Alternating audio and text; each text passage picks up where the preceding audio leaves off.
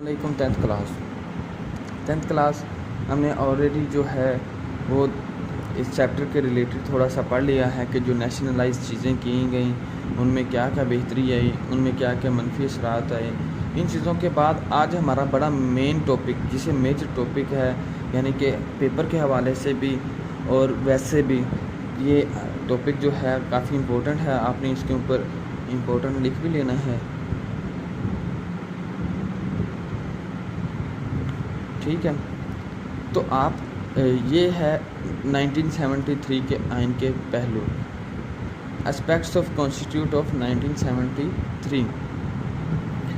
تو بچوں یہ جو آپ نے کوشچن کرنا ہے بڑے ہی غور سے ان کے پوائنٹس کو، جو ان کی ہیڈنگز ہیں نا، ان کو بڑے غور سے مائنڈ میں رکھنا ہے، ٹھیک ہے۔ اور پھر اس کی جب آپ کو ہیڈنگ آپ کے مائنڈ میں ہوگی پھر آپ اس کے بارے میں اچھی طرح سے لکھ سکیں گے، ٹھیک ہے۔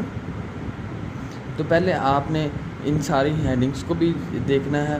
اگر آپ کو ہیڈنگ کا تھوڑا سا پتہ ہوگا نا تو آپ کو پتہ ہوگا اس کے نیچے بھی کیا لکھنا ہے۔ تو سب سے پہلے ہم سٹارٹ کرتے ہیں جو افتتاحیہ ہے، جو اس کا مین جو جسے کہتے ہیں انٹروڈکشن ہے، وہ کیا تھا 1973 کے کانسٹیٹیوٹ کا۔ 1956 اور 1962 کے آئین کی طرح 1973 کے آئین میں بھی قرارداد مقاصد کو افتتاحیہ کے طور پر شامل کیا گیا، یعنی کہ قرارداد مقاصد میں کیا تھا کہ جو حاکمیت ہے وہ اللہ تعالیٰ کی ہے، اور جو 1956 اور 1962 کا جو آئین تحریر کیا گیا تھا اس میں بھی یہی چیز، یعنی کہ قرارداد مقاصد جو پیش کی گئی تھی، جو آپ نے 9th میں شاید پڑھی ہو، اس کے مطابق یہ چیز جو ہے قرارداد مقاصد اس کے آئین میں بھی افتتاحیہ کے طور پر شامل کی گئی، یعنی کہ اللہ تعالیٰ کی حاکمیت ہے اور عوام کے نمائندے اپنے اختیارات کا استعمال مقدس امانت کے طور پر قرآن و سنت کے حدود کے اندر رہتے ہوئے کریں گے۔ اس سے مراد یہ ہے کہ جو بھی ملک کے اوپر حکمران آئے گا، یعنی کہ وزیر اعظم یا صدر آئے گا، وہ اپنے اختیارات کو امانت سمجھ کر اس کے اوپر حکومت کرے گا اور اس کو دیانتداری کے ساتھ اپنے فرض کو سر انجام دے گا۔ 1985 میں ایک ترمیم کے ذریعے 1973 کے آئین کا باقاعدہ حصہ بنا دیا گیا۔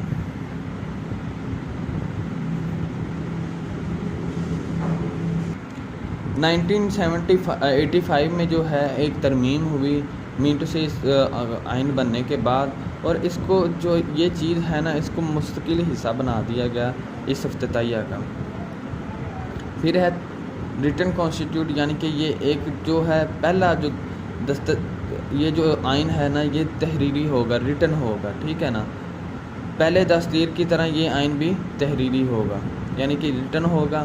اس میں 280 دفعات، یہ چیز آپ نے لازمی MCQ پوائنٹ آف ویو سے یاد رکھنی ہے، 12 حصے اور 6 گوشواروں پر مشتمل ہے، یعنی کہ 280 دفعات جو اس کے دفعہ ہیں بھی، یہ دفعہ کے ساتھ ہم اس کو اس طرح سے یہ چیز کر سکتے ہیں، ترمیم امینڈمنٹ جسے کہتے ہیں نا وہ ہوتی ہیں، اور 12 حصے ہیں اس کے اور 6 جو گوشوارے ہیں، ٹھیک ہے، ان پر مشتمل کی ہوئی ہے۔ وفاقی آئین، فیڈرل آئین ہے یہ، ٹھیک ہے۔ پہلے دساتیر، یعنی کہ پہلے جو آئین کی طرح 1973 کے آئین میں بھی پاکستان کو وفاقی مملکت قرار دیا گیا۔ وفاقی مملکت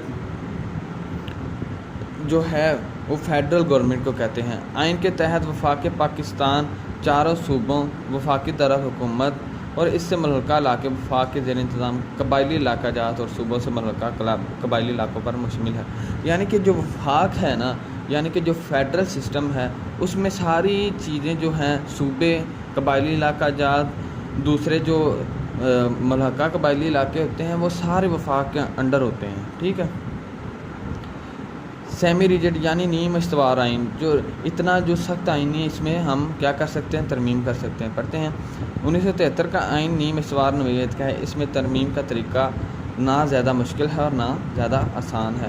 قومی اسمبلی کے سینٹ کی 2/3 اکثریت، یعنی کہ 2/3 جو ہم اسے کہہ سکتے ہیں کہ ہاف سے بھی زیادہ جو اکثریت آئین میں ترمیم کی مجاز ہے۔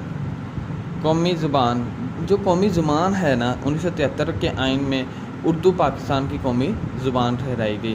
15 سال کے عرصے میں اردو کو سرکاری زبان کی حیثیت سے رائج کرنے کے انتظامات کیے جائیں گے، اور اس دوران انگریزی زبان بطور سرکاری زبان استعمال ہوگی، مگر آج تک ایسا نہ ہو سکا۔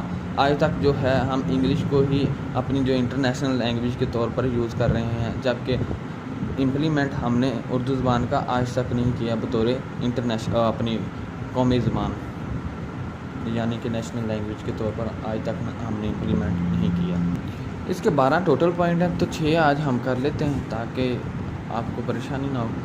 اسلامی آئین، یعنی کہ اسلامی کانسٹیٹیوشن ہے، جس کے مطابق جو ہے ظاہر سی بات ہے صدر، وزیر اعظم جو بھی ہوگا وہ مسلمان ہونا چاہیے، اور پاکستان کا مکمل نام اسلامی جمہوریہ پاکستان ہے، ٹھیک ہے، یعنی کہ اسلامی جمہوریہ پاکستان، جہاں پہ اسلامی لوگ بستے ہیں۔ اس آئین کا مقصد شہریوں میں اسلامی طرز زندگی کو ترقی دینا ہے، یعنی کہ اس کا مقصد تھا کہ جو اسلام کو ہے وہ زیادہ سے زیادہ پروموٹ کرنا، سود کا خاتمہ اور دوسرے ایسے اقدامات کیے جائیں جو کہ نان مسلم ہیں اور نان مسلم چیزوں کو ختم کرتے ہیں۔ ریاست زکوٰۃ اور اوقاف کو منظم کرنے کی کوشش کرے گی، یعنی کہ زکوٰۃ ایسی چیزیں ہیں، زکوٰۃ وغیرہ، جس سے کیا ہوتا ہے کہ جو آپ کی پاورٹی ہے وہ کم ہوتی ہے، غربت کم ہوتی ہے اگر ہم صحیح طریقے سے زکوٰۃ دیں۔